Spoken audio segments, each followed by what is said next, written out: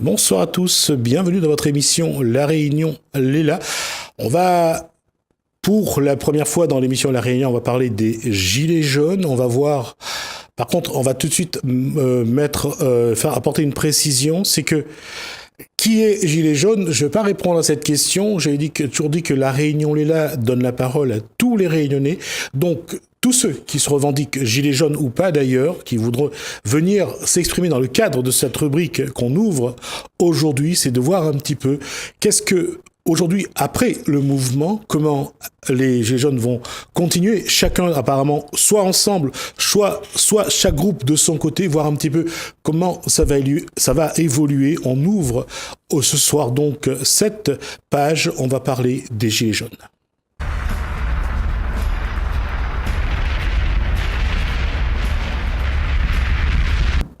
Alors, pour commencer, et ça va être assez drôle quand même, bonsoir Clarisse Laurette, pour dire à quel point j'ai oublié, et on va présenter également... Mademoiselle Dobaria Ida.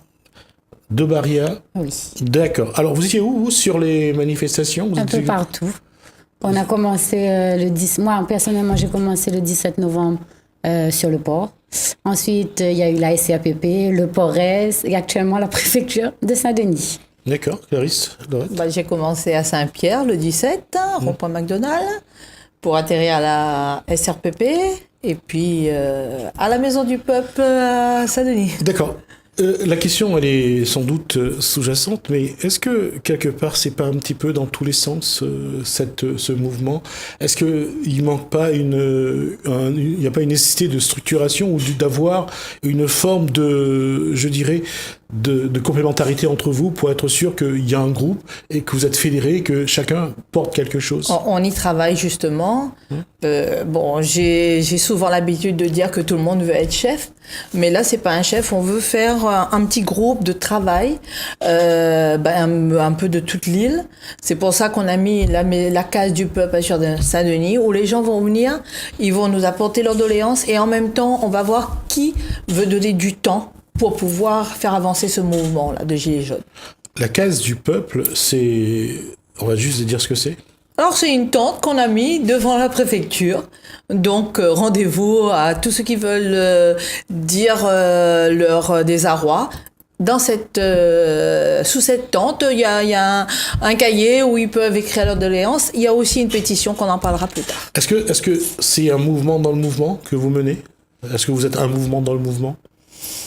On va dire, pas vraiment un mouvement, un rassemblement en fait. Il faut absolument avoir un point de rassemblement. Donc on a mis, comme la préfecture c'est la maison de l'État, le représentant de l'État, et on est là dans le jardin de la préfecture. Mais après, pour revenir à ce que vous disiez, on était peut-être beaucoup sur le port quand on s'est fait déloger à plusieurs reprises. Donc il faudra bien trouver un point de rassemblement pour tout ce petit monde-là. Est-ce que aujourd'hui, vu l'état de l'évolution de la situation, il y a pas mal de mouvements qui se revendiquent des Gilets jaunes, qui sont reçus par des élus. Est-ce que ça maintient la crédibilité du mouvement ou... Le souci qui se pose, c'est que les élus, entre guillemets, ils reçoivent qui veulent. Parce que moi, je dis diviser pour mieux régner. Donc, ils cherchent des leaders, ils veulent connaître les leaders pour peut-être plus tard attaquer ces personnes-là.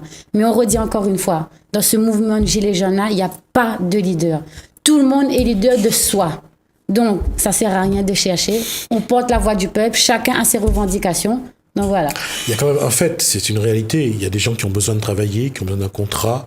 Ceux-là, quand même, ils vont quand même frapper à la porte. Et s'ils se revendiquent, certains utilisent quand même le mouvement des Gilets jaunes pour essayer d'avoir un petit contrat ou d'avoir un travail. C'est une réalité.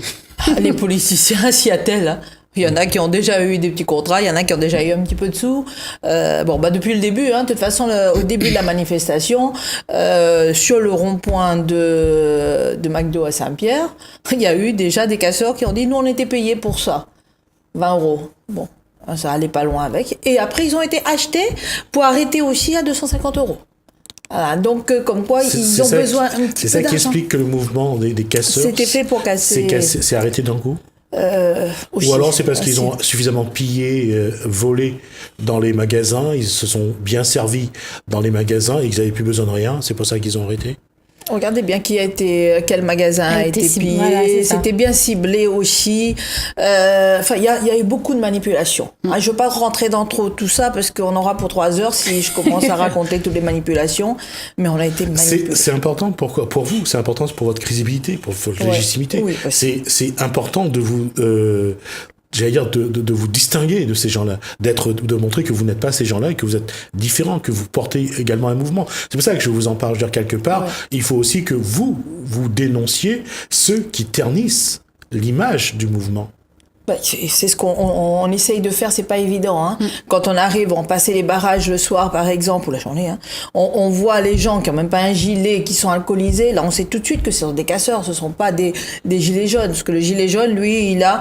je prends un petit exemple sur le port, où il avait mis une minuterie. Et dans sa minuterie, c'était 5 minutes. Alors, 5 minutes, il faisait passer 8 voitures. Et à un moment donné, il s'est rendu compte que... en fin de compte, il était en train de bloquer rien du tout, parce que 8 voitures, ça partait au rond-point, c'est parti. Il dit, on va mettre un petit peu plus alors. Mais arrivé aux heures d'embouteillage, ces 5 minutes étaient... Des heures. Voilà, ça faisait long pour les gens. Mais c'était vraiment un barrage qui était filtrant. Nous, c'est pas pour rien que j'ai un t-shirt à Arrête le Mano. On avait commencé notre mouvement de citoyens depuis le 4 novembre, en montrant bien qu'on en a marre que le gouvernement nous taxes et tout ça. Ensuite, arrivé pour le moment des Gilets jaunes, et on avait prévenu que nous, on était pacifiques. On rentre dans la danse, mais pacifiquement. On veut pas casser. C'est pour ça que maintenant, la case du peuple est à Saint-Denis, à la préfecture. Notre but n'est toujours pas de bloquer les chemins, bloquer les routes, de bloquer tout ça et de casser. Franchement, nous, on veut discuter et aller sortir la Réunion de cette... Excusez-moi, de cette merde. D'accord. Alors, le mouvement est en train de se chercher, parce qu'on a l'impression que le mouvement ne sait plus. Enfin, si le mouvement est un mouvement vraiment, je dirais, solidaire, le mouvement a du mal aujourd'hui à savoir dans quel sens aller. Il y a eu cette semaine, le week-end dernier, il y a eu un rassemblement à Sainte-Rose pour essayer de créer une fédération. Il y a eu, pas mal de rassemblements, de conférences, de discussions. Est-ce qu'aujourd'hui, vous avez une idée de savoir dans quelle direction vous voulez aller? Ida? Nous, personnellement, nous c'est trouver la solution, comme disait Clarisse, à semer à dire. Pardon de l'expression. Maintenant, il faut se dire qu'on est tous dans le même bateau. Si, à l'heure d'aujourd'hui, on renverse pas ce système, ça va continuer sur des années comme ça. D'accord. Parce qu'il ne faut pas oublier qu'il y a des jeunes qui commencent à grandir. Nous, on sait à peu près qu'est-ce que ça donne, mais eux, qu'est-ce qu'ils vont avoir derrière?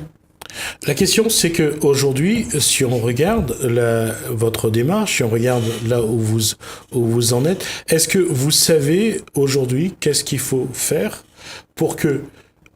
parce que si les barrages et les blocages ont été une arme qui ont pesé sur les décisions des politiques, il n'y a plus de blocage aujourd'hui. Certains essayent de remettre en place les blocages. On voit que ça ne repart pas, ou ça ne repartira pas en tout cas. Hormis un blocage en début de semaine, on n'a pas vu grand-chose. Mais quels seraient les outils que vous avez aujourd'hui en votre possession pour peser sur le pouvoir politique? Parce que ça, les barrages ont marché, le blocage ont marché. Maintenant, il n'y a plus de barrage, il n'y a plus de blocage. Comment vous allez faire? Personnellement, moi, j'ai pensé à remettre les barrages. Mais de façon, cette fois-ci, un peu plus structurée. Je vous explique. Tout le monde est en train de se lamenter, en train de crier « Ouais, on peut pas travailler, on peut pas passer, on reste dans les embouteillages des heures. » Mais si à l'inverse, nous, gilets jaunes, on se mettait devant les grandes surfaces, bloquer l'économie, entre guillemets, je pense que ça aurait un impact. Parce que personne maintenant, il sera plus bloqué, ils pourront circuler. Comme il y a certaines personnes qui disent qu'ils ont plus de gaz, les camions pourront passer. Mais du moment qu'on est devant les grandes surfaces, on casse rien, on reste devant, on bouge plus. Et je vois pas quelle économie va tourner. Oui, mais il y a une chose, c'est une stratégie. Mm-hmm. Mais la stratégie, elle est aussi perverse. Parce qu'on l'a vu avec les blocages, les commerçants, quel que soit le commerce, tout le monde a flambé leur prix. Mm. Et c'est pervers. Vous voulez défendre le pouvoir d'achat des Réunionnais, et en faisant ce que vous faites, les prix ont grimpé. Mais si les gens étaient un petit peu malins, désolé de l'expression, ils auraient boycotté. Parce que quand on fait des courses au mois d'octobre, on voit à peu près quelles filles sont affichées. Quand vous voyez que là, au mois de novembre, ça a doublé, à un certain moment, il faut se réveiller quand même. Il faut se dire, on n'est pas des vaches à lait. Jusqu'à quand on va continuer à tirer dans nos poches à nous. D'accord. Alors justement, comment faire en sorte aujourd'hui, comment vous pouvez aujourd'hui mettre en place une stratégie pour essayer vraiment de continuer à peser sur les décisions politiques, sur le pouvoir politique. Qu'est-ce que vous pouvez faire? On est en train de travailler. C'est pas deux femmes que nous sommes qui va changer quoi que ce soit. Quoique, on ne sait jamais. Hein. Mais on est en train de travailler. C'est pour ça que je reviens toujours à ma maison. Vous allez dire que je répète et je me répète. À cette case du peuple où les gens viennent dire, moi, j'aurais bien aimé ça. On a eu des discussions samedi soir, vendredi soir, qui étaient formidables. Les gens ont donné des points de vue qu'on n'aurait même pas pensé. Et tout ça, on est en train de monter un dossier et arriver en disant, aux élus, à nos élus, à tous les élus, pas seulement les députés et tout ça, à tous nos élus, même ceux qui sont dans le conseil municipal, en leur disant, tenez, voilà ce qu'on vous propose pour la Réunion. Il faudra maintenant le faire appliquer. Mais on y arrive, on y travaille, on est en train de monter des jolis dossiers, on viendra en reparler et là la population verra, oui, il n'y a pas une catégorie de personnes qui peut se permettre d'aller gréver, non, tout le monde a un mal-être. La personne, d'ailleurs, Ida est très bien placée pour lui dire, pour nous dire, c'est quelqu'un qui travaille au SMIC. Donc comment elle envisage son avenir? Bon, moi je vais plus dire que je suis encore entrepreneur puisque vu le mois là, c'est maintenant faudra tout recommencer ou tout arrêter. Bon. Je comprends les commerçants et tous les artisans et tout ça qui maintenant savent plus comment s'en sortir. Hein. Je les comprends parce que les factures sont arrivées.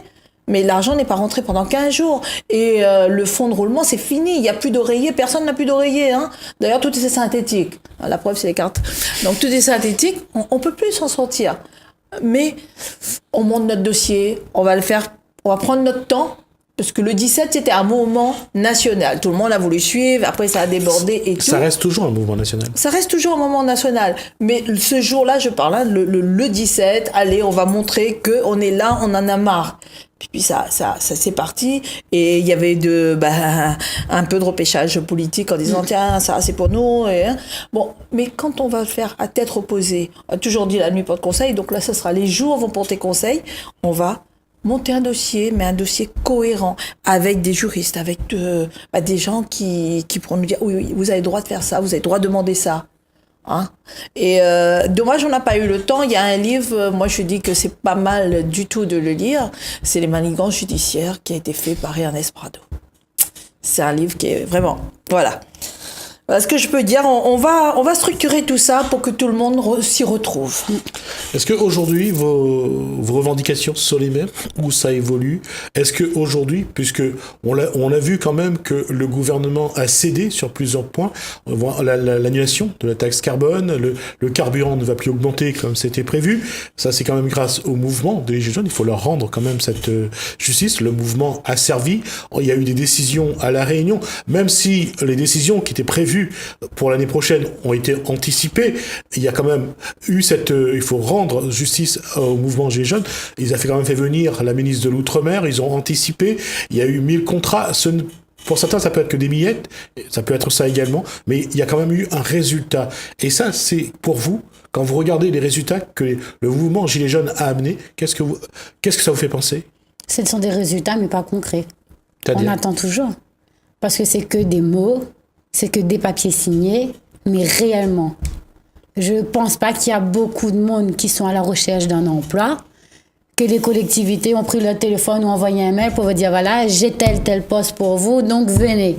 Ces postes qu'elle a mis supplémentaires, elle a dit que c'est jusqu'au 31 décembre. Aujourd'hui, on est le 10. Il reste 21 jours. J'aimerais les gens qui aient été contactés pour ces contrats, qu'ils les fassent connaître, que comme ça, nous, maintenant, on n'est pas en train de diffamer, on va dire. La question, elle est beaucoup plus simple. Est-ce que ça veut dire que, quelque part, vous ne croyez plus à la parole du politique? Non. Non. Franchement, non. J'ai été reçue à la région, il y a quelques jours de ça. Et quand on voit quelqu'un avec un sourire arrogant vous dire, vous étiez à combien pendant ces quelques jours de mouvement Gilets jaunes? 4 000? 5 000? Vous savez à combien je suis entrée à la région? Avec 200 000 votants. C'est comme s'il me disait, voilà, ramène tes 200 000 Gilets jaunes et on en reparlera après. Mais il ne faut pas oublier que dans ces 200 000 votants, il y a les abstentionnistes, il y a les gens qui ont voté blanc, et même il y a des gens qui n'ont même pas voté pour lui. Donc, à un certain moment, il faut se dire, il nous prend vraiment pour des cons. Désolé de l'expression, mais il nous prend pour des cons. On est comme ça maintenant. Donc, pour moi, il n'y a plus de crédibilité. Moi, j'aimerais bien que ces élus, entre guillemets, qu'ils se mettent un coup à notre place. On a créé la case du peuple. Venez faire comme nous, comme depuis lundi dernier, on était à la préfecture. Préparer son repas, aller acheter leur repas, pouvoir discuter avec le monde. J'aimerais qu'ils se mettent une fois à notre place à nous, aux places de petits peuples comme ils disent là, les petits abstentionnistes, les gars qui votent blanc. Venez faire comme nous, et là peut-être on rediscutera après. D'accord. Alors, ce qui veut dire qu'aujourd'hui, c'est que vous ne croyez plus du tout en pouvoir en place, mais avec qui vous avez discuté? C'est le serpent qui se mord la queue. Donc on est obligé d'aller discuter avec eux. C'est pour ça qu'on monte notre dossier pour arriver en leur disant « Vous avez promis de faire ça. Vous n'avez pas fait ça. Donc, si vous n'avez pas respecté, c'est que vous n'êtes pas capable. Si vous n'êtes pas capable, démissionnez. » Voilà. D'accord. Donc, aujourd'hui, il y a une chose qui est claire, c'est que vous voulez vraiment un autre projet de société. Oui, pour qu'on puisse s'en sortir. Mais comme vous ne croyez plus en pouvoir politique en place, avec qui vous voulez discuter? Je viens de vous dire, on est obligé d'aller discuter avec eux. Mais on veut qu'ils démissionnent pour pouvoir mettre des personnes capables en place. Et on va les trouver, ces personnes capables. Il y en a. Pas avec une personne, je sais pas. Bon, si on peut en parler, pourquoi avoir un maire qui décide de tout et pourquoi pas avoir 5 personnes qui gèrent une mairie? C'est possible aussi. D'accord. Enfin, refaire tout le système. Refaire le système, en fait. Voilà. Donc, c'est de faire évoluer le système. Certains parlaient de la 6e République. Ils sont nombreux, en fait, à parler de la 6e République. Mais bon, après, qu'est-ce qu'il y a dedans? Ça, c'est quelque chose, ça, c'est autre chose. On le verra un petit peu plus. Il nous reste 3 minutes. Quelle va être votre posture pour les jours et les semaines à venir? Alors, personnellement, moi, je travaille. Mais pendant mes heures libres, je suis toujours sur les barrages, entre guillemets, si on peut dire ça comme ça. Je reste sur ma position, je campe sur mes positions, je céderai pas. Je suis gilet jaune, je reste gilet jaune. Je viendrai pas emmerder le peuple, parce qu'apparemment, ça commence à chauffer un petit peu. Mais faites comme moi, parce que comme je vous dis, j'ai un SMIC, je vis avec 1 140 €, entre guillemets. Parce que quand vous enlevez les charges, tout ce que vous avez à payer, à la fin du mois, au 15 du mois, il me reste tout juste 200 € pour vivre. Avec 200 €, je fais quoi? En sachant que je vis encore chez maman et papa. S'il y a beaucoup de jeunes comme moi qui croient qu'il n'y a plus de projet d'avenir, qui ne peut plus se projeter, on vous attend. Venez vous faire entendre et ce sera à nous, jeunes, ou peut-être moins jeunes, on ne sait pas, de renverser ce système et de faire comprendre que la Réunion n'est pas morte. Au contraire, nous, ça revive. Voilà. Clarisse, mot de la fin? Alors moi, j'invite les gens à nous retrouver à la case du peuple, à venir nous dire ce qu'ils vivent au quotidien. On peut pas savoir. Il y a des gens qui sont qui est un peu comme le loto, ça les très jolie carcasse et puis à l'intérieur tout le moteur est pourri. Alors qu'ils vivent avec très peu de moyens, ils essaient de s'en sortir. Ils savent plus comment faire. Alors, venez nous raconter votre vie. Ça, c'est important. On a besoin de ça pour pouvoir avancer et vous faire avancer. Merci Clarisse Lorette. Merci donc également Aïda Debaria, donc du mouvement des Gilets jaunes. Arrête Plimanou, ça c'est pour Clarisse Lorette. Donc, on aura l'occasion sans doute de les recevoir de nouveau sur ce plateau. Elles ou d'autres personnes qui voudront donc venir parler des revendications et voir aussi quel projet de société mettre en place, parce qu'apparemment, ils réclament également le changement d'un système.